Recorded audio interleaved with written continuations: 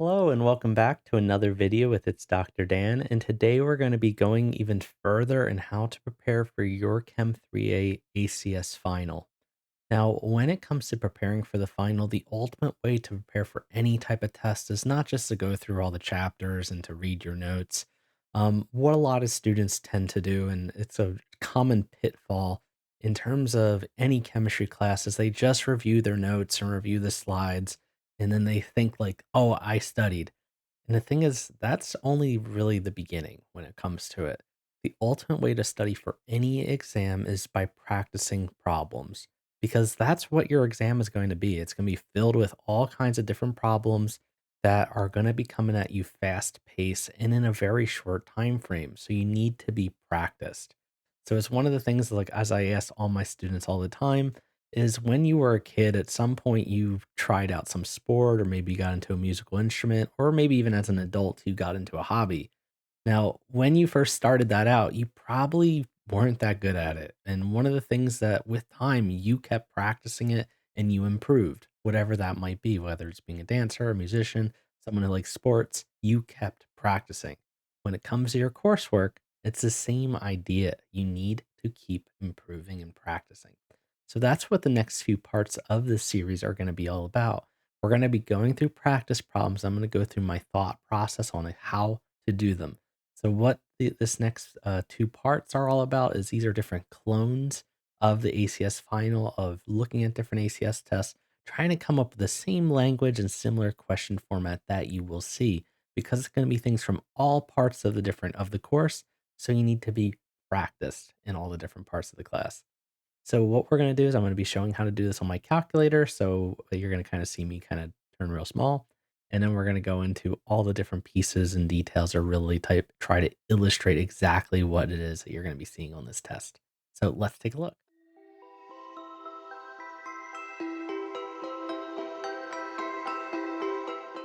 So with this particular version of the exam, what we did here is we made a practice exam that helps try to simulate as much as possible what the ACS test will look like. Now keep in mind when you take the real one, it's going to be 60 questions in 55 minutes. So if you are practicing along with this video, I would recommend trying to pause at the different questions and go through it as much as you possibly can on your own without listening to as many descriptions as that we're going to be going through. Now, when we're doing this, I will be explaining everything, so we'll take a little bit longer, just to kind of help refresh your brain of what exactly is that we're looking at. Now, we will have our periodic table, and then we do have our limited resources here. So let's take a look at our very first question. So with this guy, the one thing you're going to see is it says how many significant digits are in the length measurement of 10.50 centimeters. So when we're looking at this, what we're going to be doing is we got to count our sig figs.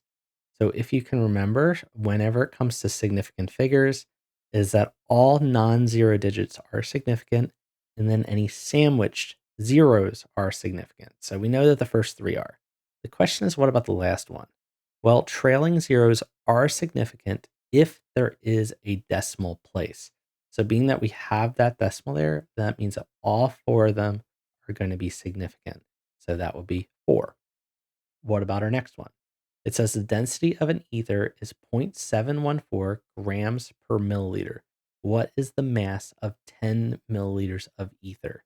Now, when it comes to this particular problem, what we need to do is we need to kind of highlight and reflect on what piece of information are being given to us, right? We have 10 milliliters of ether, and then we also have what the density is in this problem.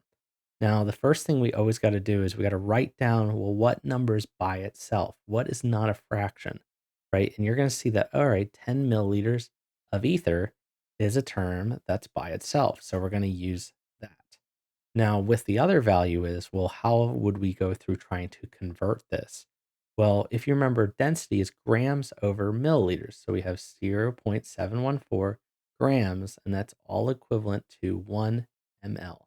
And then we're going to see, hey, our units cancel. So what we're going to do is 10 times 0.714. So let's go take a look at this on our calculator. All right, so all we're going to do is switching to our calculator view. What we'll do is we'll take 10, and then we're going to multiply that times 0.714. And that's going to be show our answer of 7.14. So what we can see is, hey, that matches our answer of C. So that is going to be our answer in this problem. So we'll circle C and then we'll move to the next. All right, so with our next one, we have which best describes the size and shape of a sample of gas. Now, when it comes to a gas, the thing you got to remember is, well, all right, what can describe it? Well, when it came to solids, they had a definite shape, a definite volume, right? I can say, if I pick up my calculator, I can say, well, it has a certain shape, it has a calculator shape. You can measure the volume. Same with a liquid. You can measure the volume, but the shape can be whatever container that it can possibly be in. Well, what about a gas? Well, gases are all around you, right? You're breathing them in right now. They're the shape of your room that you're in. They could be the shape of school. It could be shape of the outside. They can be any shape that they can want to be. So when it comes to trying to figure out all of this, what we have to do is kind of read through our choices and figure out which one makes the most sense. So the first one, it has a definite volume and shape. Well, okay, that's a no because that was solids. The volume and shape cannot be described. Well, I feel like you could describe it, but we'll put a question mark next to that.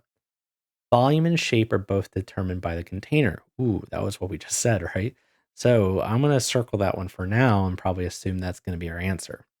It has definite volume, but the shape is determined by the container. Well, once again, the volume is always going to be determined by that shape of the container once again. So that's most likely not going to be our answer. So let's go with that. Its volume is determined by the container, but has a definite shape. No, it's no. So C for sure is definitely our answer. Let's do our next one. Liquid xenon boils at 166 Kelvin. What is the boiling point in Celsius? This is one of the different formulas that you need to know, right? So if I take 166 minus 273, right? Because when you are trying to figure out anything in Celsius, Celsius is always Kelvin minus 273 in order to go to Celsius. Usually you're converting to Kelvin, usually not that much the opposite. So if we look at our calculator, and then what we're going to be doing is we're going to plug our values in. So we have 166, and then we're going to subtract that by 273. So we'll take that, and now we have negative 107 is going to be our value. So our answer is going to be D. Now, when we go to our next one, it says the elements in group 2A are known by what name? Okay, so this had to do with the different groups, right? I told you earlier is that you need to know the alkali metals, alkaline metals, halogens. Where are they on the periodic table? So let's look at our periodic table and label those for ourselves. When it came to our periodic table, the first thing is when you're looking at the first column, right? These were your alkali metals. The second column was the alkaline metals. So our answer in this case is that alkaline metals. Then when we had our other area of the periodic table, we had halogens, and then our noble gases are on the other side. So these are all these big name groups that we see a lot. And then your transition metals are in the middle of the periodic table. These are the areas you really want to make sure you know that you're comfortable with labeling on the periodic table so that way you know it. So that means the answer in this case is the alkaline. So being that that's said, this is going to be D is going to be your answer. So now the next one has to do with that. It says predict the number of valence electrons for group 2 on the periodic table, which is what we were just looking at. Well, the idea is that when you have this 2A, that actually tells you how many how many valence electrons there are. So what that means is 1A has one valence electron, 2A has two valence electrons, 3A has three valence electrons, 4A has four. So if we look at our periodic table real fast, and one thing that you are going to be seeing is notice how on all of these, they all have those A letters that are here. Those are that's how many valence electrons are in the main group elements.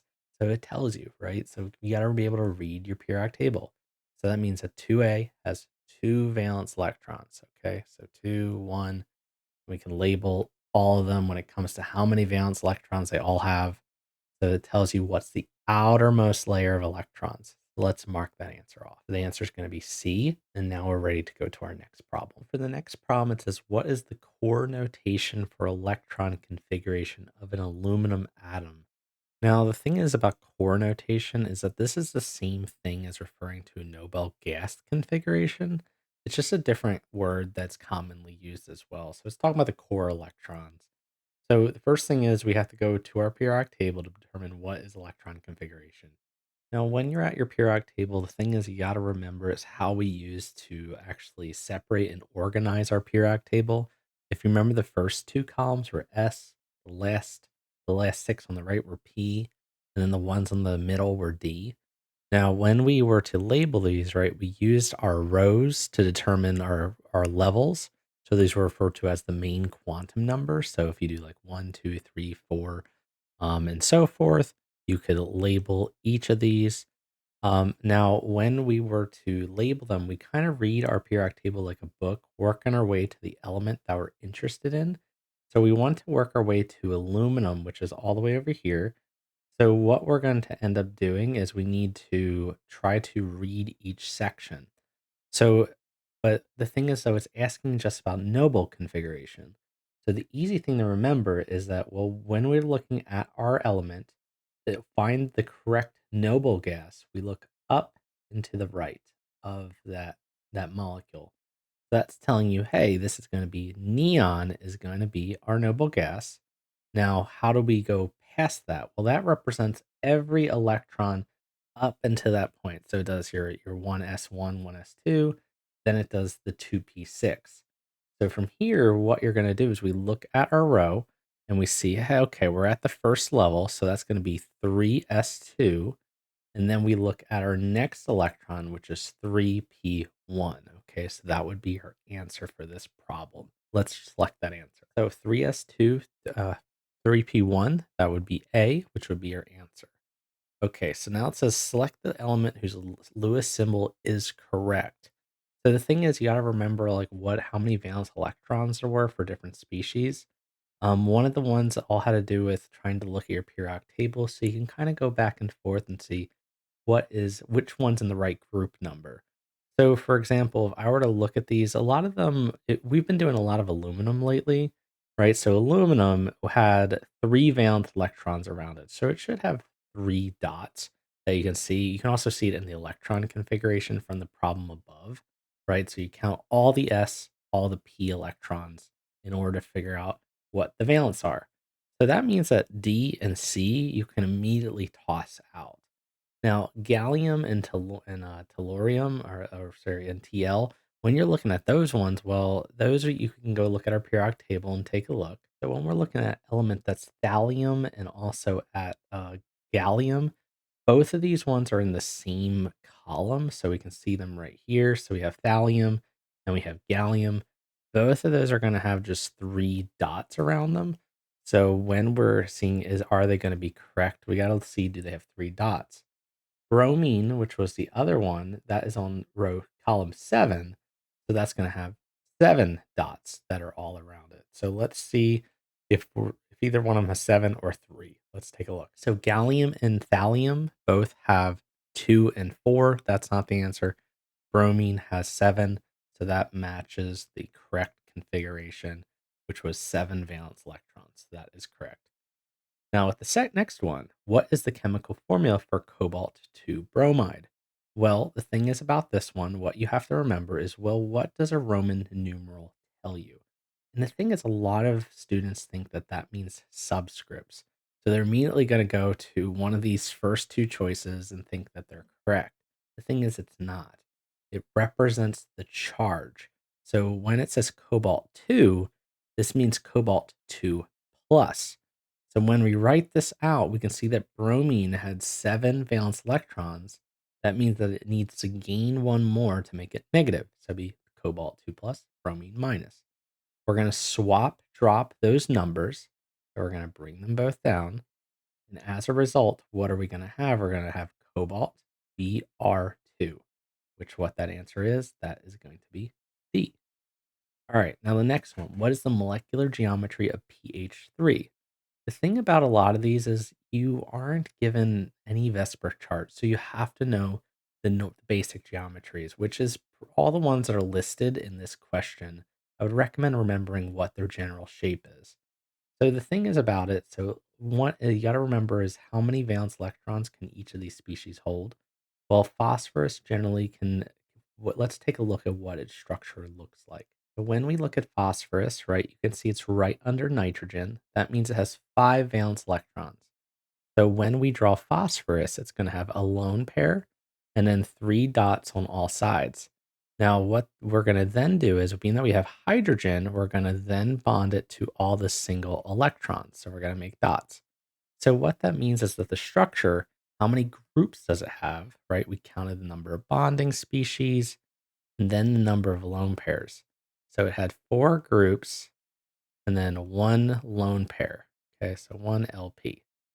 So which one is it? Well, let's take a look at our geometries. So with this one, you either could choose tetrahedral, which is 4 groups, 0 lone pairs, bent, which is once again 4 groups, 2 of them are lone pairs, so they're both out. Then you have trigonal pyramidal, that's 4 groups and 1 lone pair, so that's our answer. Linear had to do with essentially 2 groups on each side. Trigonal planar was 3 groups, so it's not going to be either of those. So trigonal pyramidal is our shape.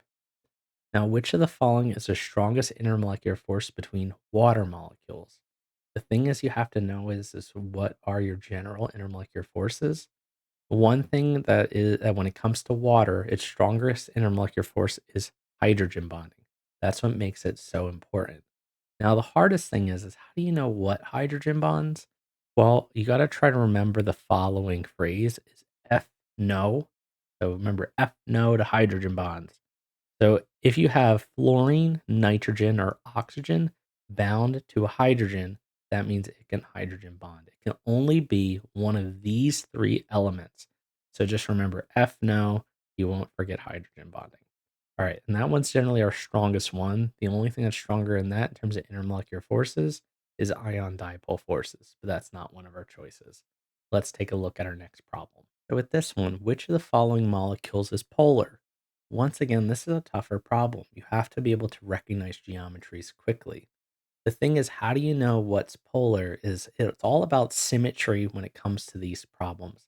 Is it does it have all the same elements bound around the central atom?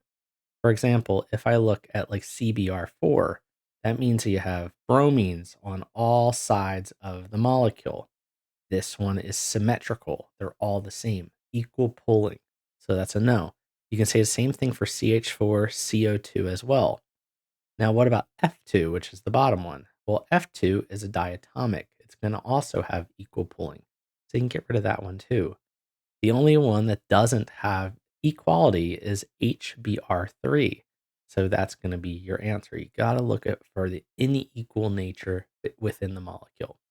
Now, this one we have, once again, we have a calculator example. So we'll switch over to that in a second, but we need to be able to look at all the different pieces that we have here. I'm sorry about that. So it says if the pressure of 50 milliliters of oxygen gas increases from 735 millimeters of mercury to 925 millimeters of mercury, what is the final volume? And you can assume temperature is constant. So what that means is we're going to use the combined gas law, but everything other than pressure and volume is constant. So what that's going to come down to is P1 V1 is equal to P2 V2. Now, what we're trying to do is we want volume by itself. So we have to rearrange the formula. So we have to get volume by itself. So how do we do that? Well, we're going to divide both sides by P2. And then as a result, it's going to end up canceling P2 on the right, getting P1 all alone. So what we'll do is we'll take 735 times that by 50 milliliters, and then we're going to divide that by 925 millimeters of mercury. Okay. So when we do that, we should get our answer. So let's switch to our calculator to make sure that we plug it all in correctly. The one math trick that you can use in in this kind of problem is you can actually use your fraction button, which is right next to the x to the power. So if we hit this button right here that has the 2 boxes on top of each other, you're going to see that it's going to put things into its box notation. So if we use that, it's actually an easy way to kind of set up your problems to make sure you plug everything in correctly. So it's going to be 735 times 50 on top. So you can kind of see how that's inputted up here. And then we got to move our cursor down into the new box. And then we'll put 925 on the bottom. So if we hit equals, okay, now it's in a fraction. So that's not too useful.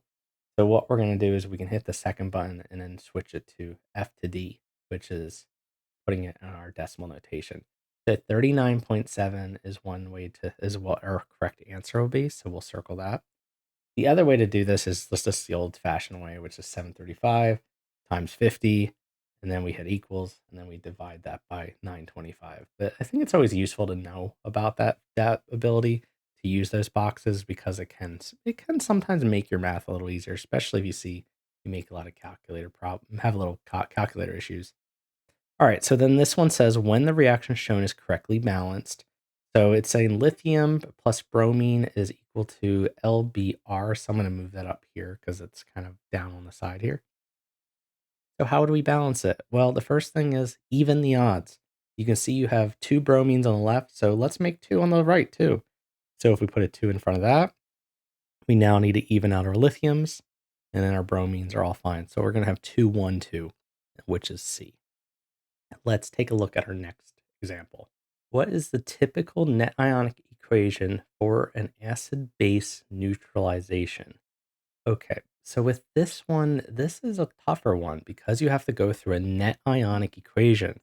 So you could write out the entire problem, but kind of doing that can take a lot of time and it might go over 2 minutes. But so one of these things is what's easiest to figure out is, well, what exactly is the solid or the liquid that's being made? So in this case, so is there a solid or a liquid? Well, every time you neutralize an acid and base, it's always going to make water as a product. So which one of these has water as its product? And the only thing that does is the first one. So A is going to be your answer, but how can let me prove that to you so that way you can see it. So when you have KOH and HCl, they're going to be reacting together. We're going to do inside, outside.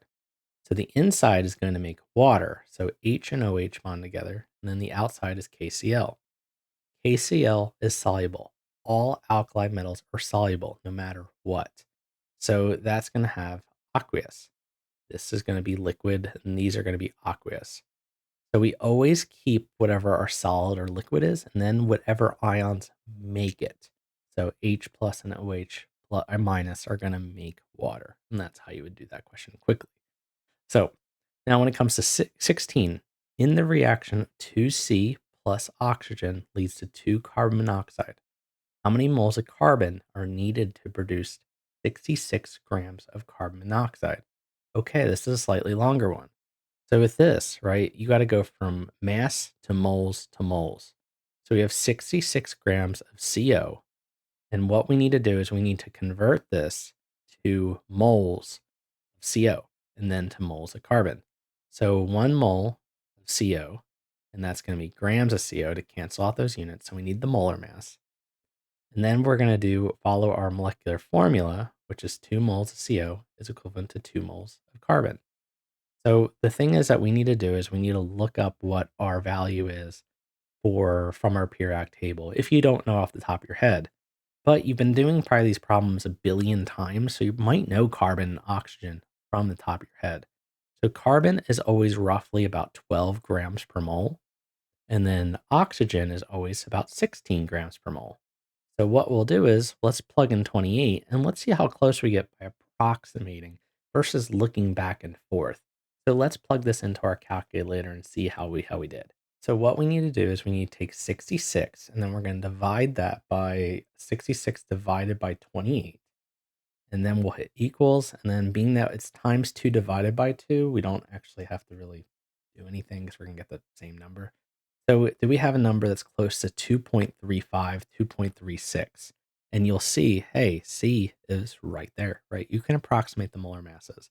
It's not like my up in math or any of these different exercises where you have to be exact. It's multiple choice. Can you get it close? So now with this one, what is the molar mass of iron hydroxide? So what we need to do is we need to find all of our molar masses for this one, being that you probably don't know iron off the top of your head. Let's go back to our Pirac table and take a look. Okay, so with this one, we got to look up all of our values on the Pirac table. We can see iron is right here in the middle. So you can see it's 55.85. So we got 55.85 grams per mole. And then we're going to add that to 3 oxygens and then also 3 hydrogens. So oxygen on the ACS periodic table is 16. So you do 3 times 16.00 grams per mole. And then hydrogen is 1.008 on the ACS periodic table. So what we're going to do is we're going to take all those values and add it all up. So what we have is 15.85. Then we're going to add that plus 3 times 16 plus 3 times 1.008. All right. So, oops. So now that we have all that input into the calculator, we're going to get a value of 106.87. Let's see if that's close to anything that we had from before. So being that we have that 106.87 value, notice that what it matches answer E. So that would be our answer. So now let's go to the next one. So it's all about speed when we're doing these. So now that we have 18, it says determine the moles of water produced when 1 mole of ammonium reacts according to the equation. So being that it gives you the ammonium here, we need to get that to water. So it says, all right, 1 mole of ammonium is going to be reacting to form water. So we have 4 moles of NH3, and that's equivalent to 6 moles of water. So what we're going to do with our calculator is it's simply just taking 1 times 6 and then dividing that by 4. And then we should get 1.5 as our answer. And we can see that's answer A. So now what's the next one? Which factors would decrease the rate of reaction? Ooh, this is an equilibrium Le Chatelier's principle one. So what would generally decrease the rate of reaction? Well, this is a very vague one. It doesn't usually tell you, it doesn't give you any of the information about the what's happening here. But what does increase rate? Well, rate all had to do with the amount of collisions per time. So what makes more collisions? What makes molecules more excited and want to bounce all over the place? Well, one thing is increasing the concentration is going to increase collisions, right? The more chemicals you add, the more the reaction is going to happen. Same thing if you add a catalyst. The more of those you add, the more the rate's going to happen too. What about temperature? Well, if you start making molecules really cold and they start moving really slow and they all start kind of shriveling up, they're not going to react as quickly. So what you're going to see is that the reaction rate is going to slow. So our answer in this case would be D, right? So no, this is the theory question. It's going to be a mix, 50% theory, 50% actually doing your math. So let's take a look at this next one here. So which change to this reaction system would cause the equilibrium to shift to the right? Okay, so one thing about this, I'm not sure why it got cut off, is I just noticed that NH3 is missing here. So, and then to balance that, we'll put 2 NH3. Okay, I don't know why it's deleted. All right, so what would shift it to the right? If we heat the system, which is the first one, heating the system would increase that. So what that's going to do, it's going to shift to the left. So that's not it. So it's not A. What about adding NH3? So once again, increasing a product, it's going to move away from that. So adding goes away. So now that's going to go to the left as well. So that's not it. Removing H2. So if we end up trying to remove H2, once again, the system is going to panic. It's going to want to shift to the left again to compensate. So that ain't it. We add a catalyst, it just increases both sides. So based on process elimination, it should be E, but let's double check. If we decrease heat, it's going to shift to the right to compensate because it's getting too cold. So that means E. Now the next one, what is Q if 28.6 grams of water is heated from 22 degrees C to 78.3 degrees C? Specific heat is 4.184 joules per grams per Celsius. So with this one, right, Q is equal to MC delta T. So what you got to do is you got to plug in your values, right? We have 26.6 grams. We're going to times that by C, which is 4.184 joules per grams times C. And then we're going to times that by delta T, which if you think of delta T, it's final minus initial. So your final was 78.3, and then we need to subtract that by 22. So your delta T is going to be 56.3. Okay, so let's put that in. And we're going to multiply all these values together. So we'll take 56.3, we're going to multiply that by 4.184, and we're going to times that by 28.6. And what we should get is about 6,736. So let's write that down. So 6736 joules. So which one is closest? Well, we can see E is in kilojoules, which is roughly about 6.74 kilojoules. So that would be your answer is E. So let's go on to the next page and do our last few together. So for this problem, it says determine the partial pressure of nitrogen in a gas mixture composed of 1 mole of nitrogen, 1.5 moles of argon, and the mixture is at 0 degrees Celsius in a 10-liter container. And you want to know what the partial pressure is. Oh boy, how exactly can you go about doing this one? Well, this one is a little bit of a harder problem. It's going to take a little bit more time. So the thing about it is, well, it requires two completely different formulas. The first one is realizing, well, what do we exactly have? We want to know the partial pressure of nitrogen. And the way that we can do that is essentially if we take the total pressure, we can multiply it by the moles of nitrogen over the total moles of the entire container. Now we know a lot of these pieces of information. We know the moles of nitrogen. We can find the moles of the total moles. It's just 1.0 plus 1.5, so 2.5 moles is N total. But how do you find total pressure? Well, one thing that we can use is we can use the ideal gas law. So if we plug all these values that we have here into the ideal gas law, and we want to solve for pressure. So if we do N, which is 2.5 moles, so being this PV is equal to nRT, we do N times our ideal gas law constant, which we can get from above from those different values. So just to show you where that's located. So you can see that that gas constant is right here in your abbreviations. So if you don't know a constant, look in the abbreviations. It's most likely there. So 0.0821 is your constant. Let's go back to the problem. Okay, now that we inputted that value, so it's PV is equal to nRT. We have 0 degrees Celsius. You can't leave it in Celsius, so we'll convert that to Kelvin. So 273 K. And then we're going to divide that by our volume. So it's going to be 10 liters. So now when we do this, we're going to have 2.5 times 0.0821. And then we'll times that by 273. And then we're going to divide all of that by 10. So your total pressure is 5.6 atmospheres for your total pressure. So now what we're going to do is we're going to plug that into our equation, our purple equation that we had above. So we have our total pressure, which is 5.6 atmospheres. Then we're going to times that by our pressure ratio, which is 2.5 moles, is the bottom part of our mole ratio. And then we had 1 mole of nitrogen. So we do 5.6 times 1 divided by 2.5, and that will be your answer. So you'll see it's 2.24. Now, a problem like this takes way more time than you probably have available to you. So this might be one to guess and move on if you don't know what to do off the bat.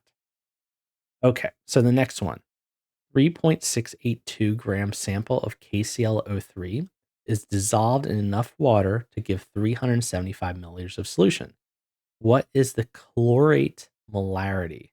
Okay. So now the thing about this is it's kind of a little bit, it can be a trick problem depending on what ion it's referring to. So notice how it's talking about ions. So the first thing we need to do is we need to convert 3.682 grams to molarity, or sorry, to moles. So what we're going to do is we need to look up the molar mass of KClO3, convert that to moles of KClO3. And then being that it's talking about chlorate, we have to remember that 1 mole of KClO3 is equivalent to 1 mole of ClO3 minus. Now, why is that more important to realize for later? Well, what if you were given something that had multiple moles of hydroxy? Be off by a factor of 2. So you got to keep that in mind. then whatever answer we'll have, we'll divide that by 0.375. So let's first find our molar mass real quick. So that way we can fill in this missing piece that's right here. Okay, so being that we have KClO3, we have K, which is over here, we have Cl, which is on the right, and then we have O. So what we need to do is add up all those pieces. So we have 39.10 grams per mole. We're going to add that plus 35.45 grams per mole, and then add that to 63 times 16 grams per mole. So when we add all that up, what we're going to get is we have 39.1 plus 35.45 plus 3 times 16.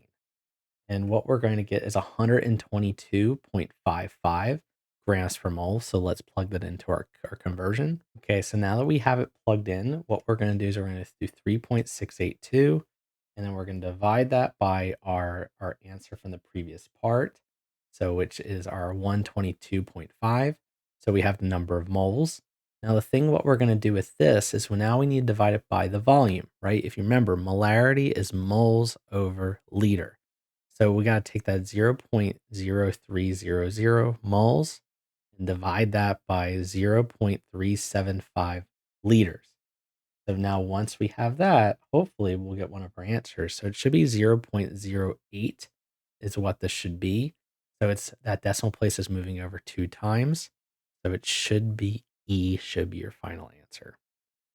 Now the next one, it says, what is the molarity of a solution prepared by diluting 1.85 liters of 6.5 molar to 11 liters? Now the thing about this is the key word is this one. It's diluting. So what does that tell you is that you're going to use the following formula, which is M1V1 is equal to M2V2. So we have to make sure we keep everything together. So it says you have 1.85 liters of 6.5 molar. So we're going to take 6.5 molar, times that by 1.85 liters. And then on the other side, we don't know M2, but we know that we have 11 liters. So what you're going to do is you're going to multiply everything on the right and then divide it by 11 liters. Okay, so let's kind of move that around. So this will be our formula. So we'll do 6.5 times 1.85. Then we're going to divide that by 11. And you should see that we get about 1.09, or being that we keep it to 2 sig figs, you're going to have 1.1. It's going to be A as your answer. The next one, what is the pH of a solution that is 1.22 times 10 to the negative fourth power? So once again, here's another formula that you need to remember. So pH is negative log of H plus. So what we'll do is negative log of 1.22 times 10 to the negative fourth power. So when we do that, right, we make sure we put our negative button, which is down here at the bottom of the calculator. We'll hit our log button, which is up here, right under the second function. Now make sure it says log, not ln. Then we'll put 1.22 times 10 to the fourth power. So we'll put in a power function. So we'll do negative 4. Then we'll make sure that's in parentheses, and then we'll hit equal. So now keep in mind the number should be between 1 and 14. So if you get anything that's bigger than that, that's telling you something's really wrong. So we get 3.914 as our answer. Now, is that entirely right? Well, the way we tell our sig figs is we look at how many are in the concentration. That's going to be how many decimal places you have. So A is correct, it matches. What is the conjugate base of NH3? Well, the thing about conjugate acids and bases, they differ by 1 H. So meaning when NH3 gets donated an H plus by its conjugate acid, conjugate base, that means the other side needs to have one more. Now, would you just write NH4? Well, if you have an extra proton, you're going to be extra positive because you're really happy to have that extra proton available.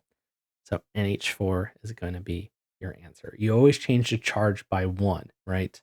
In one direction or the other. So with number 27, the way that we got to treat this one is, well, first is reading the problem. So it says, what is a W over V percent concentration of a solution containing 25 grams of solute in 400 milliliters of solution? And the first thing you're probably asking is like, what the hell is W? Did we learn that?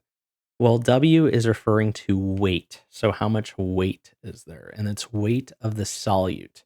And it's all over how much volume of the solve or the solution there is. It's the same thing as mass over volume, or M over V, which you have seen as well. So what you got to simply do is you take 25 grams of your solute, right, which is what's in the problem, and then we're going to divide it by the 400 milliliters of solution. And then in order to find a percent, you're going to times it by 100%. It's the part over the whole. The same thing that we've done all along. So we're going to take 25, then we're going to divide that by 400, and then we'll times that number by 100. And what you see is we get 6.25, which the answer in this case is B. So let's do a nuclear chemistry problem. So it says which one is not balanced. So for this type of problem, not is the key word. You got to read these really carefully. When I first put this problem together, I accidentally did it backwards because I was thinking like, oh, which one's balanced? And you'll realize that 3 of them are balanced. So not means that one of them is wrong. So the first one, let's do it. So if you add up the first two, right, we have 242 on top, and on bottom you have 94. So on the right hand side, we have 95 and then 0, meaning you have 95. And you're like, oh, I already found the answer.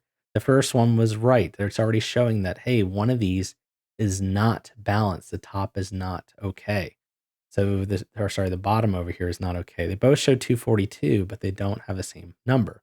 To kind of prove that to you, let's say if I pick one of the ones on the bottom, you'll see that I have 18 on the top, 9 on the bottom. I have 9 and 18. I have 14 and 7, 14 and 7. All the other ones are balanced. So what that means is the only answer is A in that case. So if you find that one of them is not balanced, that would be your correct answer.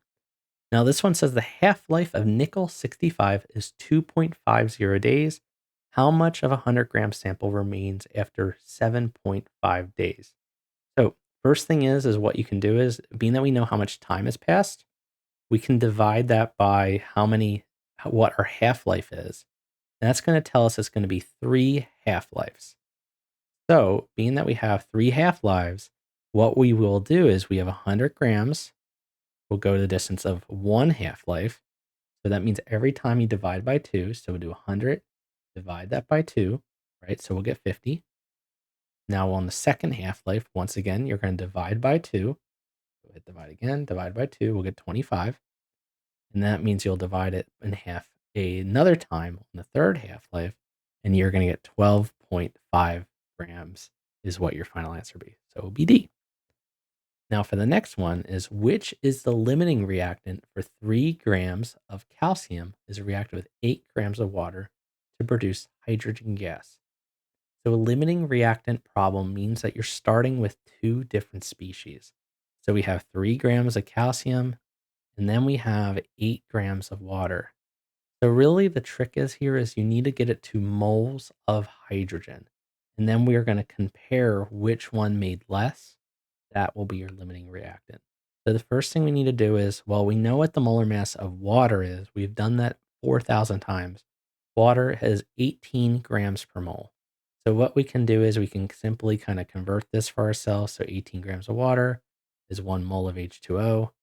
And then we'll convert that to moles of H2.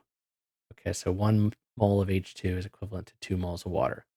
So what that's going to tell you is if you take 8 divided by 18, and we're going to divide that by 2, you're going to get 0.222 moles of H2 that's going to be made. All right, so that's one answer. Now, what about calcium? Well, personally, I don't know the molar mass of calcium off the top of my head. So let's look at what it is on your periodic table. So when we're at the periodic table, you'll see that calcium is right over here. So it's 40.08 grams per mole. Let's go back to our problem. So we'll write that in. So we have 40.08 grams. That's equivalent to 1 mole of calcium. And now what we're going to do is we'll have 1 mole of calcium makes 1 mole of H2. So all we got to do is do 3 divided by 40.808, sorry. And then what you have is 0.074 moles of H2. So the question is, which one made a lot less? And you're going to see calcium made less. So reading the problem says which is the limiting reactant, it's going to be calcium. Now, the other thing to keep in mind is for this problem, you can actually eliminate most of the things. The first thing is, well, it can't be a product. So that means it's not going to be H2 and it's not going to be calcium hydroxide. So you can get to the fact that it's going to be probably C or D because there's always enough information in the problem. I don't think I've ever seen on any of these tests it not be that answer. So it's either C or D. So if you had to come down to a guessing game, a coin flip is better than a 20% guess. So if you didn't know, but if it depends on how much time you have for this last problem, limiting reagent takes a while. So if it's something that you only have 5 minutes left, and let's say you had 10 problems remaining, I would say guess and move on to the next one would be my suggestion. All right. So this has been my review video of trying to go through a sampling of what the ACS test would be. Obviously, if we went through this really fast, it would probably be, take 25 or 30 minutes, but we explained every single step along the way. I hope that this video did help you with along with the series. I believe my plan is to try to make a part 4 soon, hopefully being before, your final for this semester, but if not, then this video might be the last one in terms of reviews and going through everything. So practice as many problems as you can. A lot of these were hand chosen based on the ones that are currently on the test, so that way you're familiar with all those concepts. So study hard, go through it. You can go through this on your own if you'd like to, and try to practice on your own. I can give that to you so that way you have it. And I thank you so much for watching. And if this was your first time here and you're another student in another class, please consider liking and subscribing to the channel to help continue it grow.